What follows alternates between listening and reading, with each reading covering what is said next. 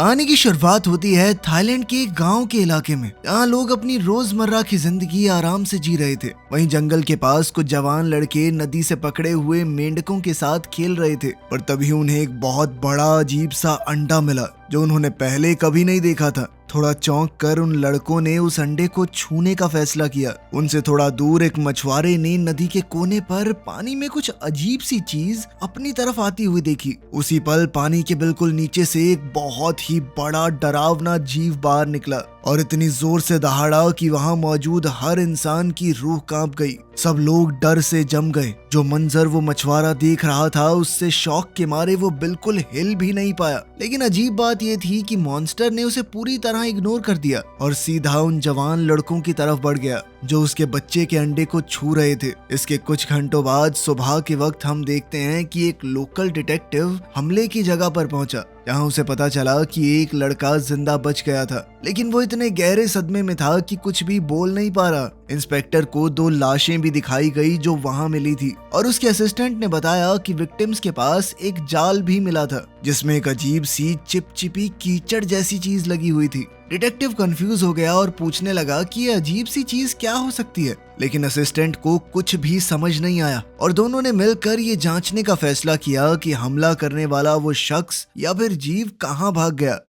खैर फिर हम पास ही में रहने वाली लड़की मे को देखते हैं जिसे उसकी माँ लिन ने उठाया और नाश्ता करने के लिए बुलाया। जब मे सीढ़ियों से नीचे आई तो लिन ने उसे अपने भाई को भी जगाने को कहा क्योंकि उसके पिता कल रात मछली पकड़ने गए थे और तब से वापस नहीं आए। नींद में होने के बावजूद मे ने अपनी माँ की बात मानी और अपने बड़े भाई कैंग के पास गई। जैसे ही कैंग को अपने पिता के गायब होने की खबर मिली वो अपनी छोटी बहन के साथ पूरे गांव में घूमते हुए हर किसी से मछुआरे के बारे में पूछने लगा। इस दौरान मे अपने भाई से थोड़ा अलग हो गई और गांव के आसपास के खेतों में चलने लगी। तलाश करते करते उसे मिट्टी में एक बहुत बड़े पंजे का निशान मिला। उन निशानों का पीछा करते हुए उसे एक बड़ा सा अंडा मिला और उसने सोचा कि ये अपने भाई को दिखाना चाहिए। उत्साहित होकर मैं उस बड़े से अंडे को अपने घर ले आई, लेकिन माँ ने उसे बहुत डांटा और कहा कि जहाँ से लेकर आई है वहाँ वापस छोड़ कर आ। लेकिन मैं ने मना कर दिया और जिद में माँ से दूर चली गई, जिससे लिन और भी ज्यादा गुस्से में आ गई।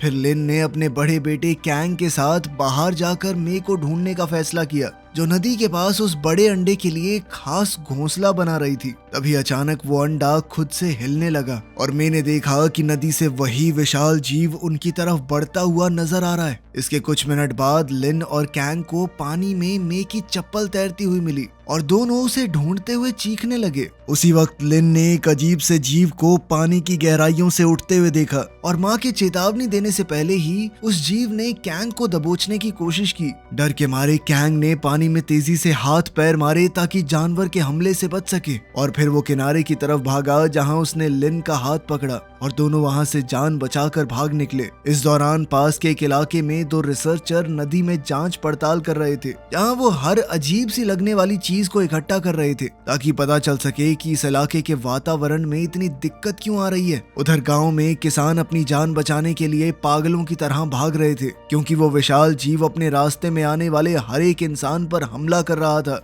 वो उन्हें कभी अपने दांतों से काट रहा था तो कभी अपनी पूंछ से जोरदार वार कर देता। इसी अफरा तफरी के बीच कैंग और लिन मॉन्स्टर से जितना दूर हो सके भागने की कोशिश कर रहे थे और कुछ बचे हुए लोगों के साथ वो खेतों के बीच से भाग निकले। उसी वक्त रिसर्चर्स खेत में मिले कुछ कीड़े मकोड़ों को देख रहे थे। तभी उन्हें गांव वालों की चीखें धीरे धीरे तेज होती सुनाई दी। इतनी तबाही अपनी आंखों के सामने देखने के बावजूद कैंग और लिन ने हिम्मत नहीं हारी। कैंग ने अपनी माँ का हाथ पकड़ा और उसे खींचकर एक झाड़ी के अंदर छुपाने ले गया। वहाँ सभी बचे हुए लोग बिल्कुल चुप हो गए ताकि मॉन्स्टर का ध्यान उनकी तरफ ना जाए और मजबूरन उन्हें दूसरे किसानों की दर्दनाक चीखें सुननी पड़ी जो एक एक करके उस जीव का शिकार बन रहे थे। जैसे ही कैंग को भागने का एक मौका दिखा उसने कहा कि अब उन्हें निकलना होगा, लेकिन भागते वक्त अचानक किसी तेज चीज ने उसके कंधे में जोरदार चोट पहुंचाई और अब वो बुरी तरह जख्मी हो गया। लिन ने तुरंत अपने बेटे को संभाला और उसके कंधे को पकड़कर चलने में मदद की। मिलकर वो लोग खेत के दूसरे किनारे तक पहुंच गए और किसी तरह उस जीव से बच निकले जो अब अपने नए इलाके की हिफाजत में लगा हुआ था। सड़क तक पहुंचते ही एक ड्राइवर ने उन्हें देखा और मदद के लिए रुक गया।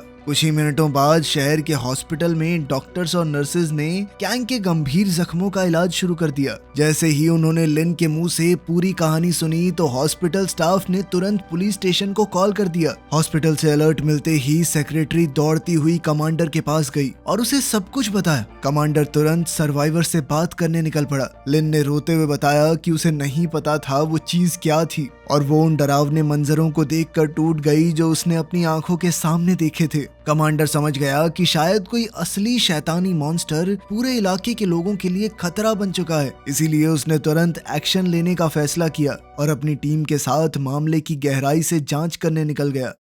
इसी बीच शहर के एक मोहल्ले में एक जवान लड़का आराम से फोन बूथ में कॉल कर रहा था। तभी नदी का वो जीव अचानक सामने आ गया और लड़का घबराहट में वहां से भाग निकला। अगली सुबह इंस्पेक्टर जेम्स को एक और कॉल आई और वो उस जगह पहुंच गया जहां कई लोगों ने म्यूटेंट मॉन्स्टर के हमले को अपनी आंखों से देखा था। इंस्पेक्टर ने पूछा कि उन्होंने उसे पहले क्यों नहीं बताया, तो आदमी ने बताया कि बहुत तेज बारिश होने की वजह से सिग्नल टावर में प्रॉब्लम आ गई थी, हमारे फोन में सिग्नल ही नहीं आ रहा था। अब उसके असिस्टेंट ने बिना वक्त गवाए अपने बॉस को अब तक की सारी जांच के बारे में बता दिया। फिर थोड़ी देर बाद दोनों ने एक इंसान की लाश की जांच की जिसका चेहरा पूरी तरह बर्बाद हो चुका था। बाद में हम देखते हैं कि तेज बारिश के दौरान एक जवान कपल अपनी गाड़ी में सफर कर रहा था। तभी अचानक नदी का मॉन्स्टर उन पर टूट पड़ा और पूरे मोहल्ले में अफरा तफरी मच गई। अब लोग डर के मारे भाग रहे थे ताकि वो उस मॉन्स्टर का शिकार न बन जाएं। अगली सुबह इंस्पेक्टर एक कॉफी शॉप में अपने असिस्टेंट के साथ बैठा बात कर रहा था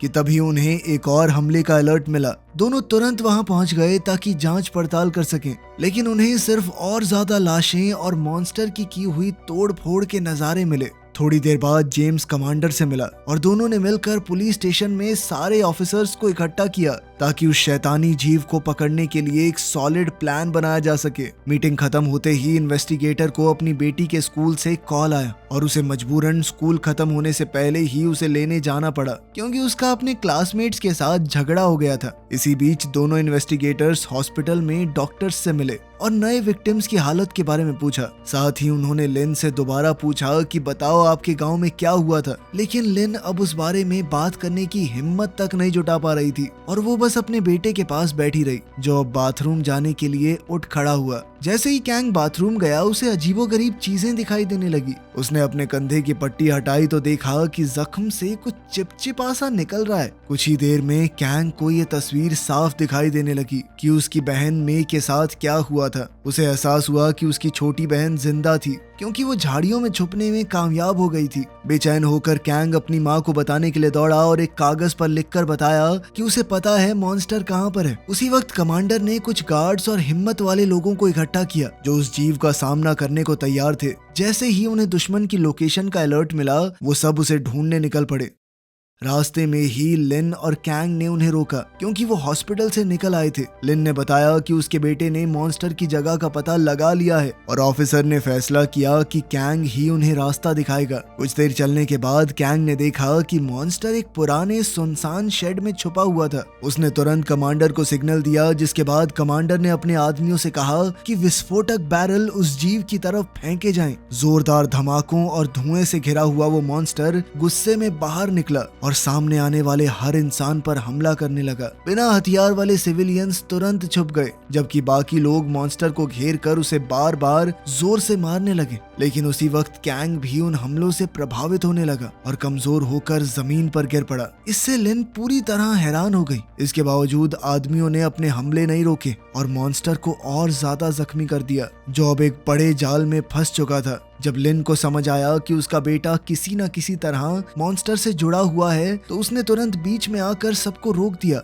और कहा कि वो अपने बेटे की जान इस तरह खतरे में नहीं डाल सकती। कमांडर ने महसूस किया कि लिन सच कह रही है, इसीलिए उसने फिलहाल के लिए मॉन्स्टर को जिंदा कैद करने का फैसला किया। उसने अपने असिस्टेंट को वहां की जिम्मेदारी दी क्योंकि उसे पुलिस स्टेशन में चल रही एक और परेशानी को सुलझाने जाना है। दूर एक और जगह पर दो पुलिस वाले बारिश के बीच एक सड़क पर गाड़ी रोक कर खड़े हो गए और सोचा कि बारिश थोड़ी कम हो जाए तो आगे बढ़ेंगे। तभी उनकी नजर एक विशाल काय अंडे पर पड़ी। वो उस अंडे को ध्यान से देख ही रहे थे, तभी अचानक मे उनके सामने आ गई और उन्हें चौंका दिया। बिना वक्त जाया किए ऑफिसर्स ने तुरंत इंस्पेक्टर को कॉल करने का फैसला किया, लेकिन लड़की गहरे सदमे में थी, किसी भी सवाल का जवाब नहीं दे रही थी। कुछ ही देर बाद एक पुलिस ऑफिसर ने बताया कि उन्हें जमीन पर एक बड़ा सा अंडा मिला है, और जैसे ही इन्वेस्टिगेटर ने उस अंडे का साइज देखा, उसका चेहरा एकदम सुन्न पड़ गया। अब उसने सोचा कि इस बड़े से अंडे को अपनी कार में रख लेता हूँ और मे को साथ ले जाऊंगा। मे चुपचाप जाकर जेम्स की बेटी के साथ बैठ गई। पुलिस स्टेशन में लोगों के बीच फैली घबराहट के दौरान कमांडर अपनी सेक्रेटरी से बात कर रहा था। सबकी सुरक्षा के लिए उसने फैसला किया कि जब तक सिचुएशन कंट्रोल में नहीं आती, तब तक सभी नागरिक शहर के मंदिर में चले जाएं। मॉन्स्टर को पकड़ने के बाद पुलिस ने उसे पिकअप ट्रक के बोनट पर रख दिया। वहीं लिन दूसरे लोगों को रोकने की कोशिश कर रही थी कि वो मॉन्स्टर को और ज्यादा चोट ना पहुंचाए, क्योंकि कैंग हर एक हमले का दर्द महसूस कर रहा था। लेकिन ज्यादातर लोगों को मॉन्स्टर से नफरत थी, वो उसे नुकसान पहुंचाना चाहते थे, और बेचारी लिन बस बेबस होकर उन्हें टोकने लगी। उसे समझ नहीं आ रहा था कि वो क्या करे। उधर अपनी कार में इंस्पेक्टर अपनी बेटी के साथ उनके खराब रिश्ते के बारे में बात करने लगा। तभी अंधेरे में उसके असिस्टेंट ने कुछ आता हुआ महसूस किया। जब सबने मिलकर देखने की कोशिश की तो उनके सामने एक बहुत ही बड़ा जीव था, और तब उन्हें समझ आया कि शहर पर जो हमला हुआ था वो तो असल में एक बच्चे ने किया था, क्योंकि असली बड़ा मॉन्स्टर तो उनके सामने खड़ा था। घबराहट में पुलिस वाले भागने लगे, लेकिन बच नहीं पाए। वहीं दूर से गोली की आवाज सुनते ही जेम्स ने डिसाइड किया कि उसे देखना होगा क्या हो रहा है। वो जोर जोर से अपने असिस्टेंट को पुकारने लगा, जो उसे एक एम्बुलेंस के अंदर बैठा हुआ मिला। कंफ्यूज होकर जेम्स ने व्हीकल के आसपास के इलाके को चेक करना शुरू किया। जैसे ही उसकी नजर उस खतरनाक जीव पर पड़ी, वो डर से कांप उठा और अपने कलीग के साथ छुपने की कोशिश की। अब अपनी बेटी को बचाने के लिए उसने व्हीकल के रेडियो का इस्तेमाल करके वार्न किया कि मॉन्स्टर पास ही है, और दोनों लड़कियों को ऑर्डर दिया कि बिल्कुल चुप रहें और हिले नहीं। लेकिन प्रॉब्लम ये हुई कि पैम, जो उसकी बेटी थी, वो मॉन्स्टर को देखकर डर गई और वो जीव गाड़ी पर हमला करने लगा। उसी वक्त उनके पास जो अंडा था वो लगातार हिलने लगा, जैसे अभी टूटकर कुछ बाहर आने वाला हो। इंस्पेक्टर समझ चुका था कि उसकी बेटी किसी भी पल इन हमलों का शिकार हो सकती है, तो उसने हिम्मत जुटाई और मॉन्स्टर पर गोलियां चलानी शुरू कर दी। इसी वजह से वो विशाल जीव जेम्स की तरफ मुड़ गया और उसे मारने की कोशिश की, लेकिन जेम्स ने वक्त पर अपना बचाव कर लिया। इसके तुरंत बाद इंस्पेक्टर नदी की तरफ भागने लगा। अपने दोस्त की मदद के लिए असिस्टेंट ने एम्बुलेंस से एक ऑक्सीजन टैंक निकाला। दुश्मन के करीब पहुंचकर उसने वो टैंक मॉन्स्टर की तरफ फेंका ताकि उसे धीमा किया जा सके, लेकिन मॉन्स्टर लगातार गाड़ी की खिड़कियों पर हमला करता रहा ताकि अपने अंडे को वापस हासिल कर सके। अब पैम का डर बढ़ता ही जा रहा था। पैम ने खिड़की बंद करने की कोशिश की, लेकिन वो कामयाब नहीं हो पाई और मॉन्स्टर ने अपने सर से जोरदार हमला करके गाड़ी का एक हिस्सा तोड़ दिया। उसी वक्त असिस्टेंट ने ऑक्सीजन टैंक पर गोली चला दी और जोरदार ब्लास्ट से मॉन्स्टर का ध्यान अपनी तरफ खींचा। अब वो तुरंत उसकी तरफ मुड़ गया। असिस्टेंट समझ गया कि वो इतनी जल्दी दूसरा एक्सप्लोजन नहीं कर पाएगा, इसीलिए अपनी जान बचाने के लिए वो एम्बुलेंस के अंदर घुस गया। तभी अचानक क्रीचर ने व्हीकल का दरवाजा एक झटके में तोड़ दिया। जैसे ही उसे खोया हुआ अंडा मिला, मॉन्स्टर ने एक भी सेकंड बर्बाद नहीं किया। अंडा वापस मिलते ही वो वहां से हटने लगा, मानो ये समझने की कोशिश कर रहा हो कि उसका दूसरा बच्चा कहाँ गया। इसके बाद जब पैम बाहर निकली तो उसे अंधेरे में वही मॉन्स्टर उसका इंतजार करता हुआ मिला। उसी वक्त जेम्स भी बाहर निकल आया। जैसे ही उसने देखा कि उसकी बेटी को क्रीचर ने जमीन पर गिरा दिया है, वो बिना सोचे समझे उसकी तरफ दौड़ पड़ा। उसे महसूस हुआ कि तेज बारिश उसकी चीखों को दबा रही है, इसीलिए उसने जमीन पर गिरे हुए टैंक पर गोली चला दी, जिसे उसके असिस्टेंट ने पहले गिराया था। धमाका होते ही मॉन्स्टर उसकी तरफ बढ़ने लगा। जैसे ही पैम ने देखा कि उसके पिता खतरे में हैं, वो जमीन पर रगड़ते हुए जोर से चीखने लगी, लेकिन जेम्स अपनी जगह से हिला नहीं। जैसे ही मॉन्स्टर उसे खत्म करने वाला था, उसे अपने दूसरे बच्चे की मदद की चीख सुनाई दी, जो भीड़ के बीच ट्रक में अभी भी फंसा हुआ था। इसीलिए मॉन्स्टर तुरंत अपने बच्चे को बचाने के लिए भागा। अब जेम्स ने एक पल भी जाया नहीं किया और अपनी बेटी को बाहों में उठाकर वहां से दूर निकल गया। कुछ मिनटों बाद वो विशालकाय क्रीचर शहर में पहुंच चुका था, जहां एक छोटी लड़की ने उसे अपने घर की खिड़की से देखा। उसी वक्त जेम्स ने भी कमांडर को कांटेक्ट किया और मॉन्स्टर के आने की चेतावनी दी। कमांडर समझ चुका था कि वक्त बहुत ही कम है, इसीलिए उसने तुरंत सबको मंदिर की तरफ जाने का ऑर्डर दिया और लोगों ने जल्दी जल्दी शहर खाली करना शुरू कर दिया। वहीं दूसरी ओर हॉस्पिटल जाते वक्त जेम्स अपनी बेटी को संभालने की कोशिश कर रहा था, जो मॉन्स्टर के हमले के बाद बहुत बुरी तरह जख्मी हो चुकी थी। इंस्पेक्टर ने वादा किया कि जब ये सब कुछ खत्म हो जाएगा तो वो एक नई जिंदगी की शुरुआत करेंगे, एक खुशहाल परिवार की तरह। लेकिन अपने पिता को जवाब देने से पहले ही पैम की सांसें धीरे धीरे थम गई और उसने अपने पिता की बाहों में ही दम तोड़ दिया। उसी वक्त वो मॉन्स्टर भागते हुए लोगों की भीड़ तक पहुंच गया और जोर से दहाड़ा, जिससे हर तरफ अफरा तफरी मच गई। कुछ ही सेकंडों बाद जेम्स एम्बुलेंस लेकर वहां पर पहुंचा और जब उसने देखा कि एक छोटी लड़की सड़क पर अकेली छूट गई है तो उसने उसे अपनी बाहों में उठाकर बचाने का फैसला किया। इसी बीच मॉन्स्टर एक व्हीकल के पास आया जहां दोनों रिसर्चर्स अपनी जान बचाने की कोशिश कर रहे थे, लेकिन वो हैरान रह गए जब उन्होंने देखा कि मॉन्स्टर उन्हें नजरअंदाज कर रहा है और वो किसी और दिशा में चल पड़ा। तब रिसर्चर समझ गए कि ये क्रीचर अपने बच्चे को ढूंढ रहा है और शायद अपनी दहाड़ का इस्तेमाल करके उसे बुला रहा होगा। इसीलिए उन्होंने सैनिक से रेडियो लेकर कमांडर को पूरी बात समझाई। वहीं दूसरी ओर उस वक्त कैंग ने भी एक्शन लेने का फैसला कर लिया। अपनी मां को आखिरी बार गले लगाने के बाद वो लड़खड़ाते हुए ट्रक की तरफ बढ़ा, जहां उसने बेबी मॉन्स्टर पर हमला किया ताकि बड़े क्रीचर का ध्यान अपनी तरफ खींच सके। आखिरकार कैंग ड्राइवर सीट पर बैठ गया और निकलने की तैयारी करने लगा, जबकि उसकी मां दूर से बस की तरफ भाग रही थी। कुछ ही सेकंडों में तेज रफ्तार से सड़कों पर दौड़ते कैंग ने बच्चे की चीखों का फायदा उठाकर बड़े मॉन्स्टर का ध्यान अपनी तरफ खींच लिया और वो उसे लगातार दूर ले गया। अगली सुबह कमांडर ने प्रेस कॉन्फ्रेंस में मीडिया के सामने अपना बयान दिया और पुलिस स्टेशन के बाकी ऑफिसर्स के साथ मिलकर ये फैसला किया कि पूरी रात की सच्चाई को छुपा दिया जाएगा। उन्होंने कहा कि जो भी वीडियो लीक हुई हैं वो सिर्फ एक अंडरग्राउंड फिल्म की रिकॉर्डिंग्स हैं और शहर पर किसी असली मॉन्स्टर ने हमला नहीं किया। इसी बीच शहर के बीच में मे अपनी मां से मिली और दोनों ने सुकून के साथ एक दूसरे को गले लगा लिया, जबकि जेम्स अपनी मर चुकी बेटी को अलविदा कह रहा था। उस पल जेम्स को कमांडर के साथ हुई बात याद आई, जिसमें कमांडर ने उसे कहा था कि क्रीचर की मौजूदगी को राज रखा जाए, वरना इस मॉन्स्टर का शिकार करने के चक्कर में बहुत सारे अजीबोगरीब लोग यहाँ आ जाएंगे, जिससे हालात और बिगड़ सकते हैं। जेम्स ये जानता था कि ये तो मरे हुए लोगों के साथ नाइंसाफी हुई कि उनकी मौत को इस तरह छुपाया जाए, लेकिन जेम्स फिर भी चुप रहा। जाते वक्त उसने अपना बैज कमांडर को दे दिया, ये दिखाते हुए कि अब वो इस सब का हिस्सा नहीं रहना चाहता। सच को पुलिस ने चाहे जितना भी दबा दिया हो, लेकिन उस रात का डर और गुस्सा शहर के लोगों के लिए हमेशा एक हकीकत बना रहा, क्योंकि उन्होंने अपनी आंखों से उस खौफनाक मंजर को देखा था। खैर फिर दिन बीतने लगे और ज्यादातर लोगों ने कोशिश की कि वो सब कुछ भूल जाएं, लेकिन शहर के पास की नदी के किनारे अब भी मॉन्स्टर के पंजों के निशान मिट्टी पर दिखते थे। साथ ही वहां वो व्हीकल भी मौजूद था जिसे कैंग ने अपने बलिदान के दौरान छोड़ा था।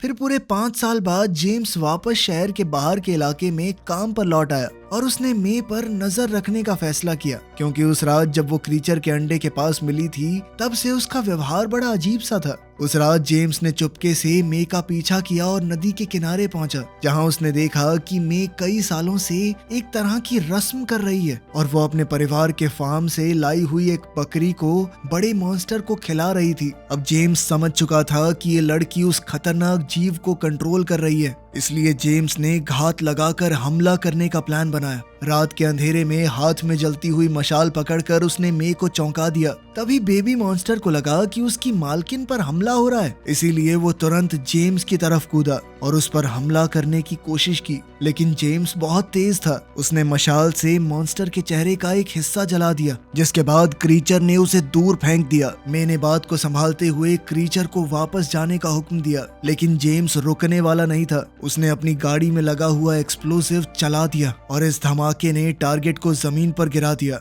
इसके तुरंत बाद जेम्स ने ट्रक का दूसरा बम भी एक्टिवेट कर दिया और जब वो छोटा मॉन्स्टर जमीन पर बेहोश पड़ा था तो वो अपनी बंदूक से उसे खत्म करने की तैयारी करने लगा। तभी मैं दौड़कर क्रीचर के पास पहुंची और उसे शांत करने की कोशिश की। उस मंजर को देखकर जेम्स को मंदिर के एक मॉन्क की बात याद आई, जिसमें उसने कहा था कि गुस्से को दिल के फैसलों पर हावी नहीं होने देना चाहिए। उसी वक्त बड़ा मॉन्स्टर भी जेम्स के पास आ गया और जेम्स को एहसास हुआ कि बदला लेने से उसकी बेटी वापस नहीं आएगी। इसी एहसास के साथ उसने वहां से चले जाने का फैसला किया। इसके बाद जेम्स ने शहर में जो कुछ भी हुआ था उसके जवाब ढूंढने के लिए उस इलाके के सबसे ऊंचे पहाड़ों की तरफ सफर किया। वहां पहुंचकर उसे एक गुफा मिली जिसके अंदर बुद्ध का एक पुराना सा मंदिर था और उसके पास ही दीवार पर कई सारी ड्राइंग्स बनी हुई थी जिसमें एक डरावने जीव की तस्वीरें भी थी। ऐसा लग रहा था कि वो हजारों सालों से इस जमीन पर घूमता रहा हो। आखिर में मूर्ति के सामने जल रही सारी मोमबत्तियां बुझ गई थी और जैसे ही जेम्स ने पीछे मुड़कर देखा तो उसे एहसास हुआ कि वो उस विशालकाय जीव के सामने खड़ा था। और तब ये खुलासा होता है कि ये जगह असल में उसका घर था। वीडियो पसंद आई तो लाइक कर देना, चैनल को सब्सक्राइब कर लेना। मिलते हैं अगली वीडियो में।